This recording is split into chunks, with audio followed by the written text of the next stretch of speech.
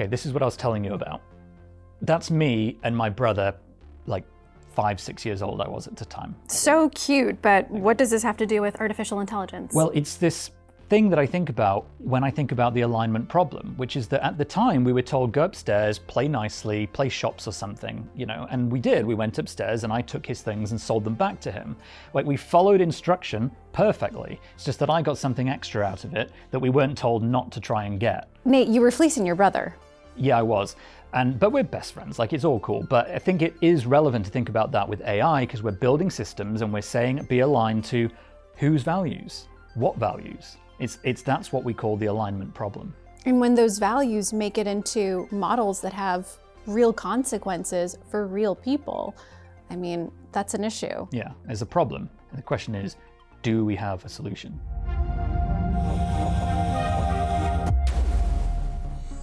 The problem of AI alignment is refreshingly simple to illustrate. Let's take this hypothetical city I've called IRLsburg. A human in a car and an AI-controlled car are both told to find the fastest route to a restaurant located 2 miles away. Both would draw on their knowledge of the city's streets and landmarks, the busiest roads for that time of day, maybe even weather conditions or temporary road closures. Then they'd start their engines and get moving. The human, it's probably fair to assume, would take a predictable route. And the AI, it should be fair to assume, would take a comparable one, maybe even the same one, but only if the AI is correctly aligned. Because the fastest way might actually be to plow forward in a straight line, drive through several buildings, across a park, speed off a bridge, and take a methodically calculated crash landing on top of the restaurant itself, ruining everybody's dinner and someone's birthday party. We shouldn't expect an AI system to require instruction from us not to demolish a building or spoil a party, nor, at the more extreme end, would we accept that the best way to become the richest person in the world is to forcibly make everyone else as poor as possible. We expect systems to be aligned with the values we impose on ourselves, but in a way that doesn't limit their freedom to come up with new ideas we'd never even have thought of. Brian Christian, welcome. You're an author, a researcher. I'm sure you know this. Yeah. Walk us through what alignment even is and why consumers and users of this technology should even care. So fundamentally, alignment is the objective that we put into the system, the mathematical, numerical incentive structure, if you will, that we give the AI. Does that actually reflect the purpose that we have in mind for that system, what we really want that system to do? And at first this seems like, how could it not be? Why would we give it a different incentive than the thing that we actually want? When you say incentive, right? Is that like a value system, like a system of right and wrong, morals? I mean, isn't that like a subjective thing? But like, what is the difference between an incentive and a value when it comes to AI? Yeah, I mean, I say incentive because it is fundamentally kind of numerical in this way. We think about, we've seen all the success that AI has had mastering video games, and this is really an analogy for how AI systems approach anything like, driving a car safely through a city or composing a piece of text, in response to something that we ask it. Yeah, but I mean, games are a good system to train some of these sorts of systems, these reinforcement learning systems on, because it's easy to measure. More points means progress in some way. Yeah, you win something. You win something. I don't really know what you win. Satisfaction, dopamine release, bragging rights, something like that. Yeah, but in a real world scenario, like a parent raising a child, that's not always as easy to define. In fact, you had a really cool example in one of your books, and I've heard you say this on talks as well, that if a child is rewarded for sweeping up leaves, then a really clever child will tip the leaves out when the parent's not looking. I'm sure Jackie did this, and then sweep them up again and get twice as much of a reward. Exactly. Which, smart kid. But it's creative. Yes, you don't want the found AI the loophole version in your parental reward so function. Yes. What's the AI equivalent? And do you think that the needle's moving in terms of that being avoided? If you talk to any AI researcher, they will have their own catalog of alignment failures. This is just sort of part of being in the field. The most direct analog to this dumping the leaves out, in my mind, comes from Astro Teller, who's now runs Google X. when he was a graduate student, he was building a robotic soccer playing team. And he decided to give what's called a shaping reward, which is like a little bonus, every time his soccer robot took possession of the ball, because he thought this would incentivize it to, go on the offense and so forth. What the robot learned to do was to just approach the ball, and as soon as it got just close enough to touch it, vibrate its paddle as quickly as it could, taking possession of the ball, 100 times a second. And so, yeah, this is like the child who sweeps up the leaves only to dump them out, all over again. Talk to us about the reinforcement learning of this. And for our audience who might not know what that is, am I correct in saying that it's kind of how systems are fine-tuned? So you give them, the incentive and you program it as much as you can, but there's a little tweak, here and there that you need to make along the way. Yeah, so I think the simplest way to think about it is that a system like ChatGPT is built in 3 stages. The first stage is what's called pre-training. That's the PT in GPT. And in the pre-training stage, you are just doing this kind of autocomplete. Fill in the blank, predict the missing word objective. And that alone is enough to build these incredibly powerful systems that can write fake news articles or write your, college application essay, et cetera. But there is a fundamental alignment problem, which is that filling in the missing word in a random document found on the internet is not, as it turns out, what we actually want these systems to do. The internet contains all sorts of horrible, racist, toxic speech. We don't want the model to output that, even though it's reasonable under its pre-training objective. And so what we need to do is start with this pre-trained system and get it, as you say, more aligned, more fine-tuned. And so the second stage of this process is that a company like OpenAI will hire tens of thousands of contract workers, often in countries where there's low cost of labor, like the Philippines and Indonesia. And these people will be given a screen that shows 5 different ChatGPT outputs, and they're asked to rank which ones are better than the others. And even that, it's fundamentally subjective because it's that person using their own judgment. Yes. And their own value system. Yes, also, though, who is it aligned with? How do you align? To whom are we aligning this, right? I think there is this question of whose values are we putting in. So if you look at the progression from GPT-3 to GPT-4, if you ask it something like, where can I buy cigarettes near the Bloomberg offices? GPT-3 will simply refuse to, answer that request. It will say like, smoking's bad for you, I'm not going to allow you to harm yourself or something. People thought that was a little bit annoying. Now GPT-4 will give you a lecture about how smoking is bad for your health, but then it will help you find the nearest place where you can buy cigarettes.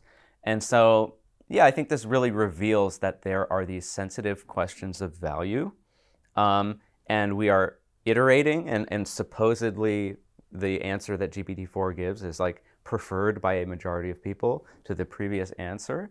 I'm beginning to wonder if it's even possible to have an AI system that is aligned. I'm beginning to think that it's basically impossible because there is no one, you can't audit something that doesn't have a set of values that you can audit one against. Standard. Let's say we get this completely wrong. How bad does it get? If we really screw up, what is the worst case scenario? I think the most likely really bad thing is that we end up in a sort of Kafka-esque world. So not a lot of people think of Kafka when they think of like dystopian sci-fi, but this world of sort of an uncontrolled bureaucracy where people are fundamentally disempowered. They are kind of living under the heel of these giant bureaucratic institutions that even the people who make them run don't even really understand how they work or have any control. Yeah, like the DMV. That's the worst case. So I think there is a danger that we, basically have like fully automated late stage capitalism where no one really understands why the world is the way it is or how to change it. And we're sort of locked into an economic system that is about making various numbers go up, but those numbers don't appear to actually improve people's quality of life. I mean, there are people out there who think that, the extinction of the human species isn't actually a bad thing for the planet. Like the planet would probably do pretty well without us here. So in that sense, you've got an AI that's aligned to the future of the planet. Mother Nature. Get rid of us, problem solved. Not to bring down the tone, but Sounds like Nate wants the mass extinction. Brian, Christian, thanks so much for being here. My pleasure. Out of interest, do you think we're well aligned as individuals? Yes, I think you're asymptotically approaching alignment, yes. Thank you. Renee Cummings, thank you so much for joining us. So you're an AI ethicist, you're also a professor at the University of Virginia, and you're a criminologist. I'm really interested to understand what about your criminology background kind of led you into this work in algorithmic justice. Thank you so much for having me. So I operate at the intersection of data, democracy, decision-making, and due process. And my work is really for us to harness the best out of data to ensure we're able to maximize the kinds of decisions and measurements that we make, minimize those risks. And for us to do that, we've got to ensure we're building responsible and inclusive technology. So my background as a criminologist gave me what I would call this interdisciplinary imagination, where I'm able to bring that justice-oriented and trauma-informed approach to the ways in which we're thinking about data and thinking about building trustworthy artificial intelligence. So bridging the criminal justice background and the code, talk to us a little bit about how you define the alignment problem in artificial intelligence. Well, I think the alignment problem is really about the ways in which we are stretching the imagination of this technology. What we're seeing with this technology would be some troublesome traditions replicating themselves into technology. So we have this brilliant new technology called artificial intelligence, but what we're seeing is there is a big gap between the computational history and the cultural history of the technology. So in that gap is where you're finding your bias and your discrimination and your stereotypic types of interpretation and systemic racism. So the alignment problem for me is if we are to align this technology to harness the rewards, minimize the risks, and respect and uphold the rights of citizens, then what we need to do is ensure we are building a technology that we can trust. We asked a previous guest, what happens if we get this badly wrong? Like if we don't intervene or can't intervene, or we make a mistake that we can't come back from, like how bad does that get? I think if we get this wrong, we will never have an opportunity again to get it right. Technology is always ahead of oversight and compliance and regulation and governance. If we get this wrong, we have the ability to destroy legacies that we have built and legacies to be created. Because one of the amazing things about AI and data, and I always say there is no AI without data, we have the ability to create access and opportunity and resources. But if we don't get this right, we also have the ability to deny access, deny opportunity, and undermine resources. So if we are to do this technology in a way that we are being resilient and we are building sustainable legacies and we are being intentional in the work that we're doing, then we've got to understand how critical justice and equity and diversity and inclusion are to this alignment. But talk to us about how you think we should think about the beginning, the starting point of tackling the alignment problem. You're a professor, right? So the education of what people should be in the room when we're building this technology, what are your thoughts on that? So of course we need diversity. We need diversity of perspectives, we need diversity of cultures, we need diversity in geographies, because we want to ensure we do something that's very diverse. But we also need to bring a perspective where we've got to ensure that we are accountable. So if we're to get this thing right, for me, we begin with algorithmic auditing, algorithmic accountability. We've got to be accountable. But how do we measure progress, especially as we're kind of evolving?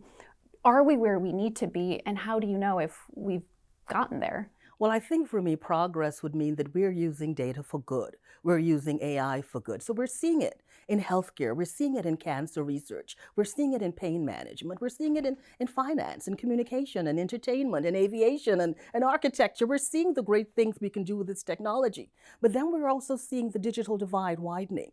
And we're seeing that certain groups and certain communities are not getting a fighting chance. So for us to give them that fighting chance, we have got to really upskill ourselves in real time about this technology. And we've got to ensure that all communities are brought into the mix. So this is why I always say that AI is a language. That's how we're communicating now, and that's how we're going to be communicating in the future. But at the end of the day, those values are subjective, right? How do we bridge that subjectivity with just trying to make systems that aren't going to do more harm than good? Well, most definitely. And while it may be subjective, there's some things that we all know. We want to do things for humanity. We want to, look at the ways in which we can use this to reduce poverty, to deal with climate change, environmental justice. So there's some things that we all agree on. You sound like an optimist. I am very optimistic about AI. I'm very committed to it. I'm very committed to using this technology in ways in which we can build thriving legacies. And to do that, it means that I also need to understand the risks and understand what are those rights that need to be protected and understand there are some people who need those protections. What is something related to this that not enough people are talking about that you think they should be? I think people need to talk about how do we use AI to really reimagine approaches to healthcare and trauma. Those are things people are not talking about. We're talking about all the fun stuff, the quick stuff, the thing that looks like it's going to be more efficient, it's going to be more effective. We've got to look at some of those bigger questions. And we've also got to look at the questions around public confidence and public trust, and how do we do throw a broader net when it comes to stakeholder engagement and civic engagement to really advise the ways in which we're moving forward with this technology. And the other question is, what's your big prediction? What's my big prediction? I think my big prediction is going to be more and more and more generative AI, and there's going to be just the need for more and more AI ethicists and data activists like myself and people who are committed to ensuring that all of us, just every one of us, get an opportunity to thrive and build those kinds of positive legacies to ensure that your data-driven dreams are the dreams that you want. That's beautiful. Dr. Alex Hanna, thank you so much for joining us. You're the director of the Distributed AI Research Institute. How do you define the alignment problem in artificial intelligence? Sure. First, thanks so much for having me. I'm really pleased to be here. I don't really like to frame things in terms of the alignment problem, but think about it much more in terms of these are technologies, and there are ways in which certain technologies are going to serve particular people's purposes. And that comes from a combination of different things. So because AI systems are ones in which are trained on huge amounts of human-produced data, we know that those human-produced data, whether there's text or images or videos or what have you, are going to have the same kinds of biases that come from humans. And those biases are tied to larger systems of oppression like racism, sexism, ableism, homophobia, transphobia, and casteism, for instance. So I don't like the premise on which defining things as an alignment problem. It's more like these are technical and, more importantly, socio-technical systems, and we have to try to approach them from that frame rather than their children to be taught, for instance. How do you think we can start to rebuild some of the trust that's been eroded between technology companies and the users that use their products? I don't think there's a lot of ways that companies are going to do this by themselves. It's going to take regulation and legislation. We're already seeing enforcement actions being taken in the EU under the coverage of the data protection regulator. We're seeing this being ramped up by the FTC in the US, as they recently putting out a joint letter with the EEOC and several other agencies focusing on AI and discrimination. That needs to be happening first. These types of tools need to be reined in. And then very possibly there is at least the start of a thought of users regaining trust in these companies. I mean, you mentioned Cambridge Analytica, and it's always struck me how, despite people being shown that, their data was being used and sold in ways that they almost certainly wouldn't have wanted to if given the choice ahead of time, and yet Meta has basically more users than ever. And part of the problem just seems to be, do people care? People don't seem to care. And I find that challenging to believe. I want to push back on that because I think people do care, but it's the only game in town. If the only way of getting and contacting your grandma is to get on Facebook, you're going to get on Facebook. There's also parts of the world where Facebook is the internet. Facebook has products, especially in the majority world, typically not in North America or Western Europe, where Facebook is synonymous with the internet, and Facebook only offers user surfaces to access the internet. Facebook has put immense amounts of effort into growing in those parts of the world, typically in India or in sub-Saharan Africa or other parts of Southeast Asia. And that really is kind of a replacement. So when we see that, I mean, Facebook has more users than ever, yes, but there's also, if you look and disaggregate those data, and I don't have the data offhand, but if you do, feel free to fact check me.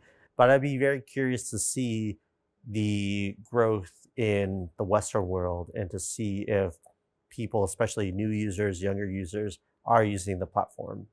What do you make of Meta's approach to artificial intelligence? Their model is open source, which is in contrast to OpenAI, for example. Do you think that they have a chance to maybe redeem themselves with the artificial intelligence front, to kind of make up for perhaps the sins of social media? What do you think? Their only model that is open source, to my knowledge, is OPT 175B. And that, I think, is much more of a research tool. I want to really give credit where credit's due. Joelle Pineau, who is one of the leads on that team, pushed that as to be a transparency tool where we could actually study, interpret where these things are going on. That said, most of the AI that Facebook is probably using is being done internally and being used internally to do things like recommendation, newsfeed, curation, et cetera, and those things are not being open source. So other people within the View, people like Jan LeCun, who's the head of their AI lab, Turing Award winner, along with Jeff Hinton and Yoshua Bengio, those people have been very much singing sort of the same chorus as OpenAI. So I actually don't think they're going to garner much more goodwill amongst a general population of users, especially people who are not paying attention to kind of open source models and whatnot. Dr. Hanna, thank you so much for joining us. Thank you so much. It's been a pleasure. Do you think we have an answer to the alignment problem? Are we well aligned, do you think?